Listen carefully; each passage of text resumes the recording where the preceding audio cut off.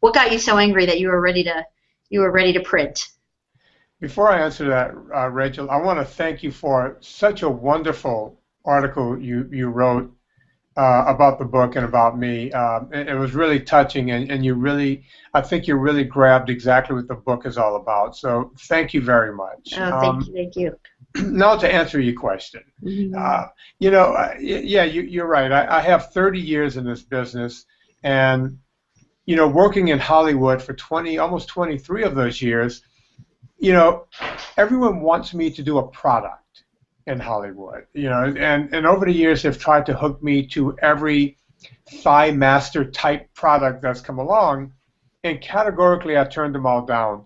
And I've actually been asked to write books before, and whenever I would do a synopsis on a book, I would get the same thing back every time. They didn't want the steak, they wanted the sizzle. They Right. wanted how to lose 10 pounds in 10 days. They wanted how to get great abs overnight. And I would walk away saying, I can't do it because it would be telling a lie. And they would always respond by saying, but you could get rich. And rich has never been my what I'm looking to do.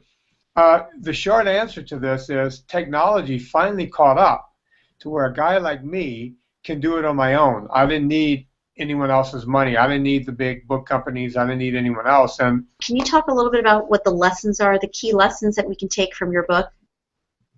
I tell people, usually when I meet people for the first time, the first thing I tell them is to just take a big old breath, just relax, because fitness is not that difficult. Being in shape is very, very simple. We've made it difficult. So the big takeaway is take a big deep breath. You didn't gain weight overnight, so you're not going to lose it overnight. You didn't get out of shape overnight, so you're not going to get fit overnight. You just have to let all of that go, and take it one day at a time. We all have that theme song from Rocky 1 in our head the first time we walk into a gym or the first time we take up any kind of jogging program, and we really don't need that. It should be easy. And why do you think it's so difficult? Well, in order to sell products, you have to make it sound like you're selling something. Right. No matter what you do in life, sometimes you'll talk to people and you'll ask them what their job is. Like if you meet someone new, you'll say, "What do you do for a living?" And the guy might be, the guy picking up your garbage, but he's going to tell you that he's a sanitation engineer, and then go on to explain what a sanitation engineer does for a living and how difficult.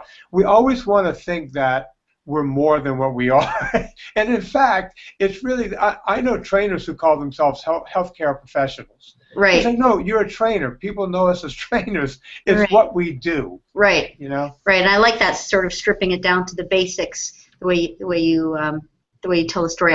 Thank you. Can you talk a little bit about, I don't know if detoxing is sort of a loaded term, but if you can talk about, you make a point about staying off of grains and sugar, and how there's sort of like a detoxing process to the body that happens, and it leads people to sort of have the energy now to get up off the couch and to move their bodies, and it also changes your taste buds, so you don't necessarily want the sugary stuff anymore. Can you walk people through what happens, that process? Yeah, I could do it kind of in an ABC, but first I want to answer the detox thing. I'm not a big fan of the word. That's another one of those fitness throw words. Right. That if you drink this tea for a couple of days, you'll detox, or if you take this algae, you'll detox, or if you do the honeybee diet, I'm making that up, you'll Right. detox. Our bodies, we don't really detox. We don't need to be detoxed. We just need to move over into the right frame of mind.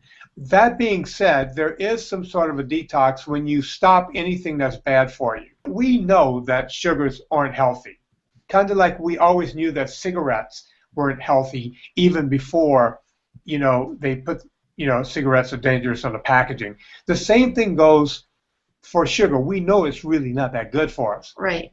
But it's a little bit more insidious when you start thinking about whole wheat, corn, these things are known as natural and good for you, and you should have them. And like I said, in moderation, a piece of bread or a sandwich is not going to kill you. But when you start the day with a bagel or you start the day with oatmeal, or one of those sugary cereals that has 8 essential ions and vitamins, and all these things we think are healthy, and then you move into sandwich bread for lunch, and then you're having, more sugar and more grains for dinner. It becomes too much. Your body can't handle it, and we have what we have today. The whole world is getting fat. Right. It's a fat epidemic around the globe. So do you ever eat breads and sugar? And if so, what's your poison, or whatever they call it? Well, the answer is yes and no for this year. I do a thing on the podcast, my Angriest Trainer podcast, where, as you can tell, I'm not really an angry guy. As we say on the podcast, I'm upset because your good intentions have been stolen. Mm-hmm. But my thing is, I tell people at the end of every show to put life into living and do it with enthusiasm. That means if you're going out with friends tonight, and they bring the best piece of cheesecake that anyone's ever tasted to the table, enjoy the cheesecake. If there's an occasional birthday party, enjoy the cake or the wine or whatever in the hell they're serving. Enjoy that. It's when you get into this every day where, I got to have my candy bar at 3 o'clock, or I have to have that donut at 10, or I have to have, and I'm not exaggerating, 4 or 5 or 6 diet soft drinks a day. Wow. That's when we start to run into trouble. It's when you just put life into living. Now, as far as I'm concerned, I do that, but my New Year's resolution for this year was to put no life into living. I haven't had 1 grain or 1 sugar the entire year. Wow.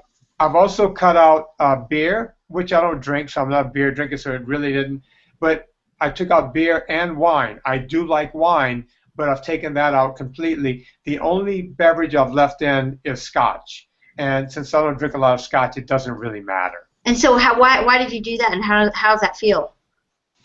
I did it because it was the 31st and I was having way too much wine, and I said, you know what, I haven't had a New Year's resolution in years. I'm going to stop, I'm the no sugars, no grains guy. I'm not going to even put life into living. I'm just going to cut it out. So that's why I did it. The way it feels now is I don't even miss it anymore at all. Like sugar and the grains, all of it, you don't. Yeah. It's really weird because I didn't really miss it before, but now, I never have a craving for anything sweet because it's been gone now for the better part of close to, it's 8 months. It's a full 8 months. What do you get a craving for? Savory things. The one thing I would have, if I could have, it's come on the table once or twice when we've been out to eat, onion rings. Which, since it has battering on it, that's a grain, that's something I would have gone, God, I wish I could have had that. So why not have it once or twice? Because when you make a resolution, the idea is to follow through. Okay. So once the year's over with, I think that might be the first food I go to as far as putting a little life into living. You'll tell us, maybe the last question, you do all kinds of intense, ultra-competitive races. Can you tell what that's all about? What motivates you to do these just ultra, body-defying marathons and races? For me, it's not so much body-defying as it is mind-defying because, doing ultra races, when you're on a bike for 500 miles nonstop, that puts you at over 30 hours of pedaling. It's more of a mental thing, and it's one of those seeing how far you can take your mind and your body. Most of the time, after the first 10 or 12 hours, everything is telling you to stop, to get off of the bike. As most people know, there's running ultra events too. I train some of those people. I've been doing those events for 25 or so years. Everything in your body tells you to stop, and you're defying that. And I love that feeling of riding all day, riding all through the night, and riding the next day because life passes you by anyway. So you might as well really experience life sometimes. And I know that sounds really corny, and I hate to go out on that question, but that's kind of what it's all about for me. My life is full. I feel something all the time. I run, being Italian, I run the gamut of emotions 1,000 times a day from, laughing to crying and everything else. I'm that guy. But that was the first thing I did after cancer. We talk about cancer in the book, and that was the first thing I did was, how do I get back on this bike to prove that I'm still alive? Right. And right. that really helped me get over the whole, hey, I almost died. Now let's see how I can live. Well, you have certainly done it, and you are an example to so many of us. I don't know if I'm ready to, maybe I'll start out with a very small mini something before I even think about anything more than that. But thank you for sharing your story. I'm looking forward to hearing a lot more, seeing your next books, and we'll be ready to share the story when you are. So thanks again, and appreciate you talking with us today. Thank you for having me on, and I would love to have you on the Angriest Trainer podcast. And everyone, go out and buy Fitness Confidential. Hopefully you'll like it as much as I enjoyed writing it. Okay, wonderful. It's a page turner. It reads like a novel. It's awesome. Oh, thank you. Okay, take care.